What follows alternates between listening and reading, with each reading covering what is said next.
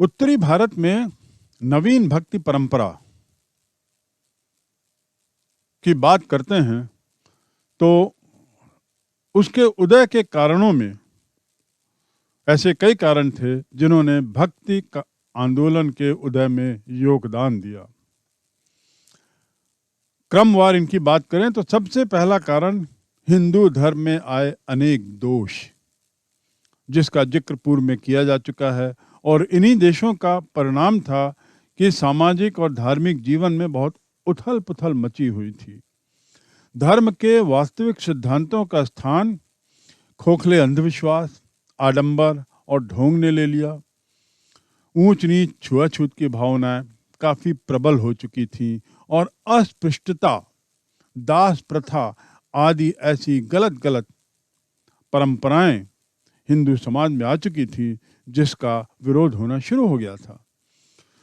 दूसरा कारण इसके उदय का है ब्राह्मणों का ही नैतिक पतन। ये ब्राह्मण जो स्वयं वैदिक परंपरा के अपने को अनुष्ठाता समझते थे, जो अपने को निर्दोष समझते थे, वे लोग स्वयं निर्दोष और जन सामान्य लोगों का शोषण करने लगे, जो बड़ा स्पष्ट रूप से दिखने लगा था।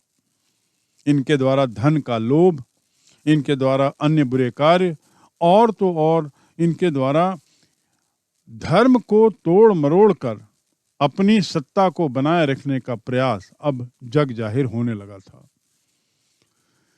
तीसरा उदय का कारण शंकराचार्य के स्वयं का सिद्धांत अद्वैत दर्शन, जो एक तरीके से जन सामान्य की समझ से बाहर था, और समझ से बाहर होने के कारण हिंदू धर्म, सामान्य हिंदू धर्म जो है वह जनता तक नहीं पहुंच पा रहा था, बल्कि एक तरीके से उन दोनों के बीच में विरोधाभास होने लगा था।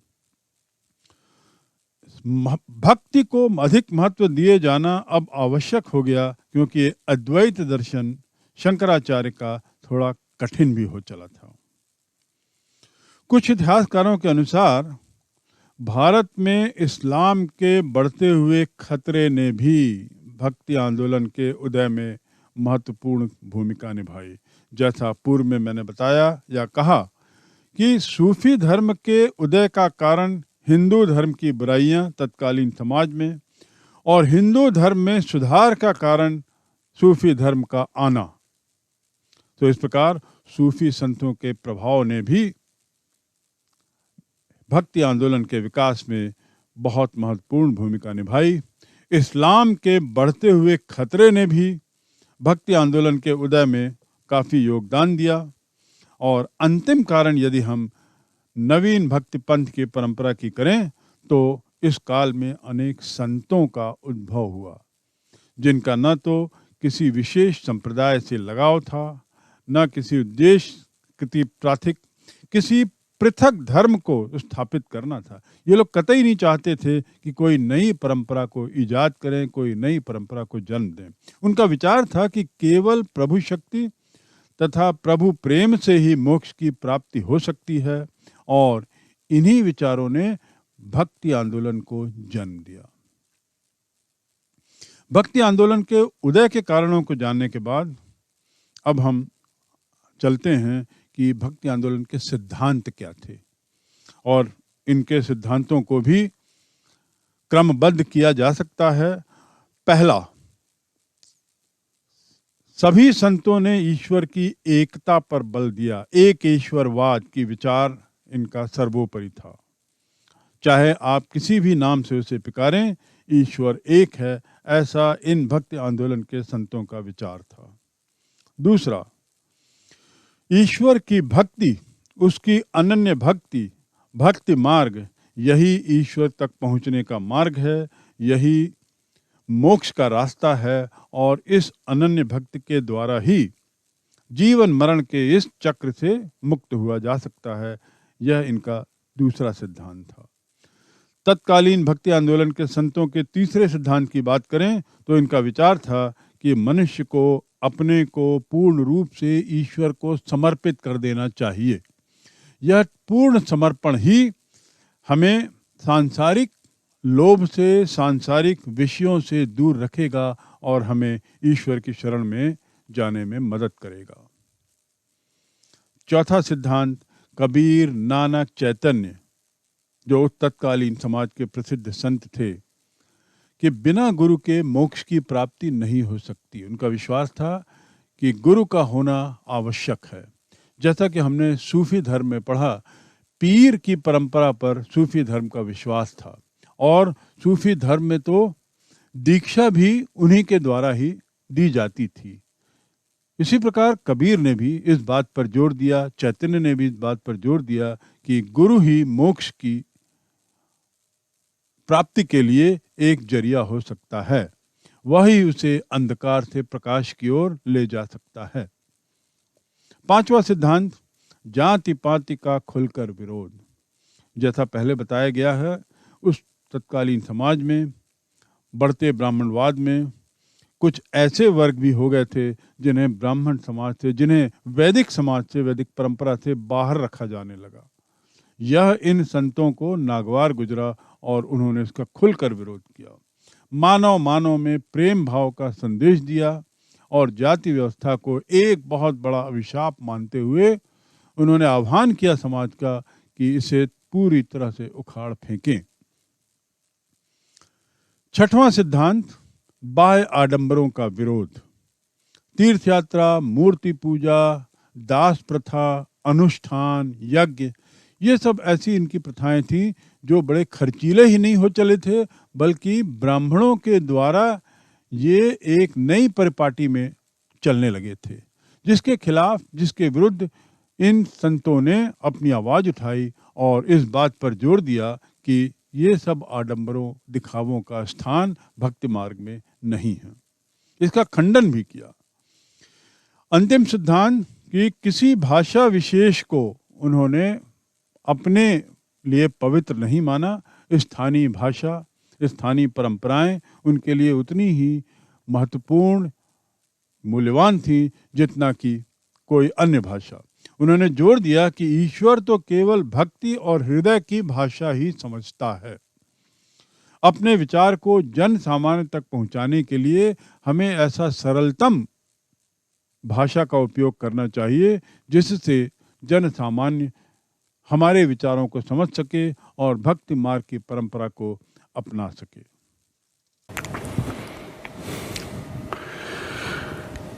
एक और जहां हमने पढ़ा कि किस प्रकार तत्कालीन हिंदू समाज में हो रहे परिवर्तनों ने लोगों को सोचने के लिए, विचार करने के लिए विवश किया। जो उस समाज में अंधविश्वास, बढ़ते आडंबर और बढ़ते वर्ग विभाजित समाज के कारण हो रही थी। दूसरी ओर हम ये भी देखेंगे कि किस प्रकार इसकी प्रतिक्रिया हिंदू धर्म में भी हुई। सूफी धर्म इस्लाम का एक हिस्सा था और उसका प्रादुर्भाव का एक कारण हिंदू धर्म में हो रहे बदलाव, उथल पुथल को देखा जा सकता है। जब सूफी धर्म आया, प्रचलित हुआ, प्रसिद्ध हुआ और विस्तृत हुआ, तो सूफी धर्म ने भी हिंदू धर्म को अपने तरीके से प्रभावित किया। हिंदू धर्म के आडंबरों, हिंदू धर्म की अन्य बुराइयों पर धर्म के आधार पर हमला नहीं बल्कि बुराइयों के कारण हमले किए गए और इसका परिणाम ये हुआ कि हिंदू धर्म में भी कुछ ऐसे विचारक, कुछ ऐसे उपासक आए जो तत्कालीन शताब्दी में, जिन्होंने समाज में काफ़ी उथल पुथल अपने विचारों से मचाई। कबीर, चैतन्य, मीराबाई, गुरु नानक आदि कुछ नाम हैं जो तत्कालीन समाज में बहुत प्रसिद्ध हैं और आज भी उनके अनुयायी बहुत बड़ी संख्या में केवल देश में नहीं बल्कि विश्व में फैले हुए हैं।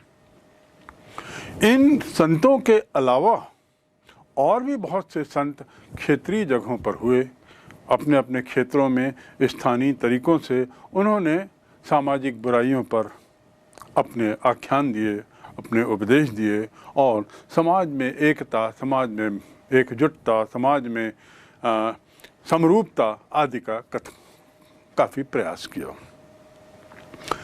तत्कालीन हिंदू समाज की यदि हम बात करें तो हम कह सकते हैं कि उस समय जो मोक्ष का मार्ग था हमारे धर्म में, हिंदू धर्म में, ज्ञान मार्ग, कर्म मार्ग और भक्ति मार्ग, ये 3 मार्गों के माध्यम से ईश्वर प्राप्ति की बात कही जाती है, मोक्ष की प्राप्ति की बात कही जाती है। तो जिस समाज की, जिस काल की हम बात कर रहे हैं, उस काल में भक्ति मार्ग का प्रादुर्भाव था। कर्मकांड की तो काफ़ी आलोचना होने लगी थी। तो उस भक्ति मार्ग में भी कुछ एक तरीके से विभाजन था, एक तरीके से उसके अपने प्रकार थे। तो भक्ति मार्ग में एक कहलाता है सगुण भक्ति मार्ग। सगुण भक्ति मार्ग अर्थात पूजा उपासना का ऐसा रास्ता जिसमें मोक्ष पाने के लिए मूर्ति की पूजा की जा सकती है, मूर्ति की पूजा की जाती थी, देवी देवताओं को एक आकार दिया गया था। तो इनका एक आकार होता था, इनके आराधना के लिए मूर्ति पूजा आदि पर विश्वास होता था। यह कहलाता है सगुण मार्ग। और सगुण मार्ग के जो उपासक थे, सगुण मार्ग के जो प्रसिद्ध लोग हैं, इस परंपरा में सगुण मार्ग में वो 2 तरीकों से, 2 रास्तों में बांटे जा सकते हैं। एक जो कृष्ण भक्त और दूसरा राम भक्त। सगुण मार्ग की उपासना की परंपरा में कृष्ण मार्ग के अनुयायियों में सबसे ज़्यादा प्रसिद्ध हैं चैतन्य महाप्रभु, सूरदास और मीराबाई। मैं पुनः दोहरा दूं, चैतन्य महाप्रभु, सूरदास और मीराबाई। ये अपने गीतों के माध्यम से कृष्ण भगवान का अनुसरण करते हैं, उन कृष्ण भगवान की पूजा करते हैं, उनकी आराधना करते हैं। और इनका जरिया आराधना का गीत, दोहे, छंद आदि हुआ करता था। दूसरा मार्ग जो सगुण मार्ग के अंतर्गत ही आता है वह है राम भक्ति मार्ग। कृष्ण भक्ति मार्ग और राम भक्ति मार्ग। राम भक्ति मार्ग में तत्कालीन युग ने, तत्कालीन काल ने तुलसीदास का उद्भव देखा। और ये तुलसीदास जिन्होंने रामचरितमानस की रचना की, ये राम भगवान थे, राम भक्त के अनुयायी थे। भक्ति मार्ग के 2 जो भाग हैं, 2 प्रकार हैं, उसमें एक सगुण में ये 2 आते हैं। निर्गुण मार्ग का अर्थ होता है जो दूसरा रास्ता है भक्ति मार्ग का ही, जिसमें ईश्वर को निराकार माना जाता है, उनका कोई आकार नहीं है। और इसके साथ ही ये ईश्वर अमूर्त है। ईश्वर की उपासना का तरीका में एक दूसरे तरीके से है। और इस निर्गुण मार्ग की परंपरा में कबीर का नाम आता है। संत कबीर निर्गुण मार्ग की भक्ति मार्ग में विश्वास करते थे और उन्होंने यह मार्ग अपनाते हुए एक नई परंपरा, उपासना के एक नई परंपरा को जन्म दिया। कबीर का जन्म 1425 में हुआ था और ऐसा माना जाता है कि एक ब्राह्मणी विधवा के गर्भ से उनका जन्म हुआ। सामाजिक लाज लज्जा के कारण उसे एक तालाब के किनारे वाराणसी में उसे छोड़ दिया गया, जहां एक जुलाहा परिवार जिसका नाम था, उस जुलाहा दंपत्ति नूरू और नीमा, इन लोगों ने उसको, बालक को देखा, उसे उठाया और उसके लालन पालन का जिम्मा लिया और उसका नाम उन्होंने कबीर रखा, जो अरबी भाषा का एक शब्द है और कबीर का अर्थ है महान। समय बीतने के बाद जैसी कहावत है, यथा नाम तथा चरित्र। कबीर ने अपने नाम के अनुरूप ऐसा सामाजिक कार्य किया कि आज भी भारत का समाज, विश्व का समाज उनका लोहा मानता है, उनके विचारों का लोहा मानता है और उन्हें उतनी ही श्रद्धा से आज भी देखता है, पूछता है, जितनी श्रद्धा से वे 15वीं शताब्दी में थे। उन्होंने साबित कर दिया अपने इन विचारों से। हिंदू मुस्लिम एकता के लिए उन्होंने जितना प्रयास किया, अपने विचारों के माध्यम से, अपनी वाणी के माध्यम से, अपने उपदेशों के माध्यम से, अपने दोहों के माध्यम से, कि वे हिंदू मुस्लिम एकता का पर्याय बन गए। चाहे वे आडंबर हों हिंदू धर्म के, चाहे वे हिंदू धर्म के अंधविश्वास हों, और साथ ही वो इस्लाम धर्म के भी आडंबर अंधविश्वास हों, दोनों पर उन्होंने करारा हमला किया। और इस हमले के माध्यम से, इस व्यंग्य के माध्यम से उन्होंने बताने की चेष्टा की कि ईश्वर एक है और ये सब ढकोसला, ये सब आडंबर किसी काम का नहीं। इनकी शिक्षाओं के बारे में यदि बात करें तो उसे निम्नांकित देखा जा सकता है। पहला, उन्होंने कहा ईश्वर निराकार है, यानी उसका कोई शेप, कोई आकार नहीं होता। दूसरा, वेद और पुराण आदि की प्रामाणिकता को, कुरान की प्रामाणिकता को उन्होंने अस्वीकार किया। वे इस बात को चुनौती देते थे कि वेद या कुरान किसी तरह के देव शब्द हैं। तीसरी बात उनकी कि उन्होंने आडंबरों का अत्यधिक जमकर विरोध किया, और उनकी जो लाइनें हैं, उनकी जो कविताएं हैं, उनकी जो पंक्तियां हैं, उसकी कटुता इस बात को प्रमाणित करती है कि पूरे खुले दिल से उन्होंने दोनों धर्मों पर, उनकी बुराइयों पर, कुरीतियों पर, परंपराओं पर, गलत परंपराओं पर हमला बोला।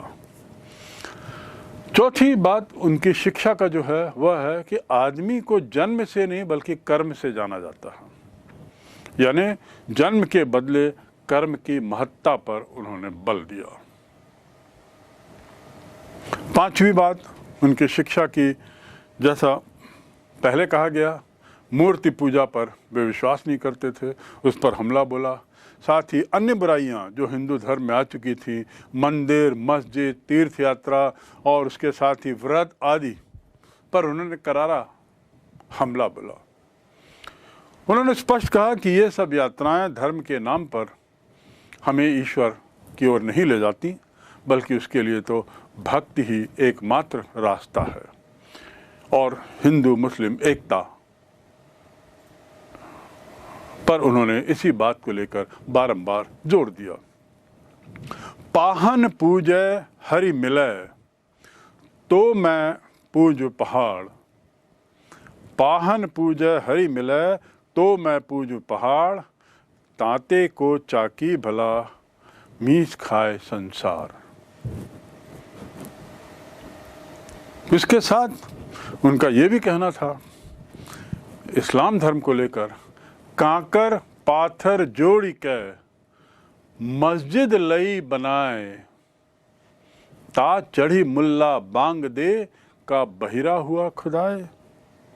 कंकर और पत्थर जोड़ जोड़ कर मस्जिद बनाई जाती है और उसकी बहुत ऊंची ऊंची मीनारें बनाई जाती हैं, और उसके बाद आज तो वहाँ लाउड स्पीकर भी लगाया जाता है, और फिर वहाँ से मौलवी या मुल्ला जोर जोर से कुरान की आयत पढ़ता है।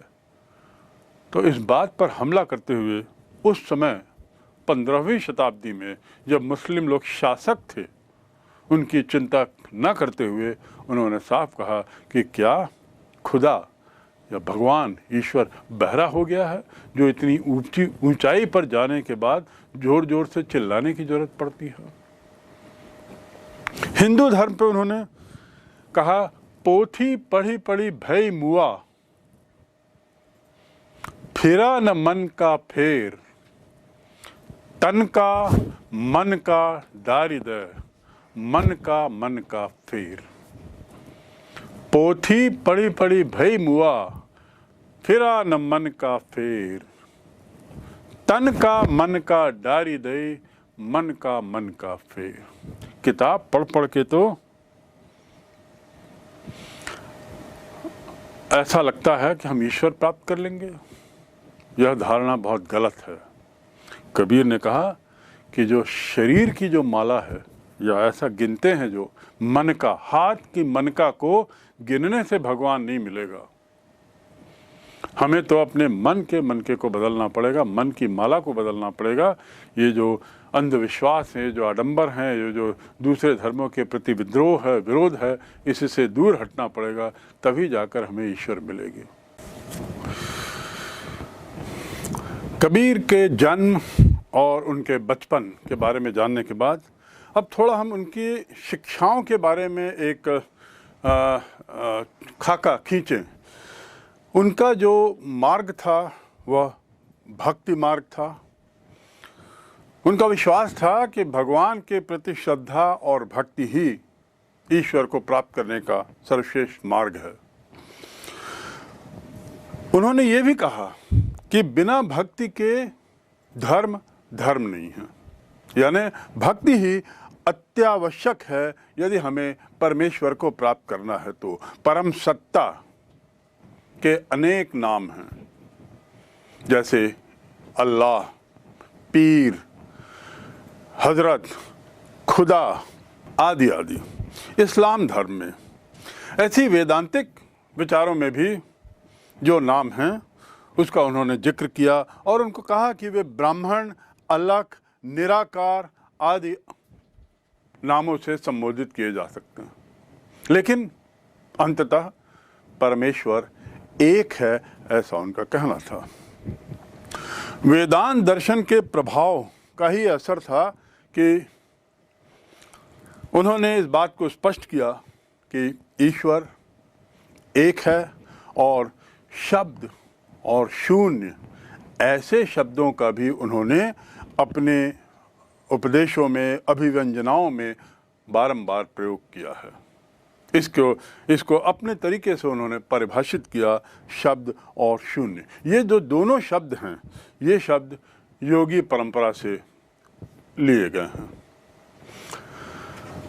एक परम सत्य पर बल देते उन्होंने दोनों धर्मों को फटकार लगाई। उनका ये कहना था कि परम सत्य एक है और उसके लिए जो दोनों धर्मों में कश्मकश मची हुई है, खींचातानी मची हुई है, यह बिल्कुल गलत है, न्यायोचित नहीं है। गुरु महत्ता पर बल दिया और कहा कि गुरु के दिए गए मार्ग का पालन करते हुए ही ईश्वर प्राप्ति की जा सकती है। ईश्वर को भक्ति व उसको रास्ता दिखाने का कार्य गुरु करते हैं, इसलिए गुरु की महत्ता पर उन्होंने बारंबार बल दिया। दोनों धर्मों की बुराइयों पर भी उन्होंने बहुत हमला बोला, जिसके बारे में बाद में चर्चा करेंगे।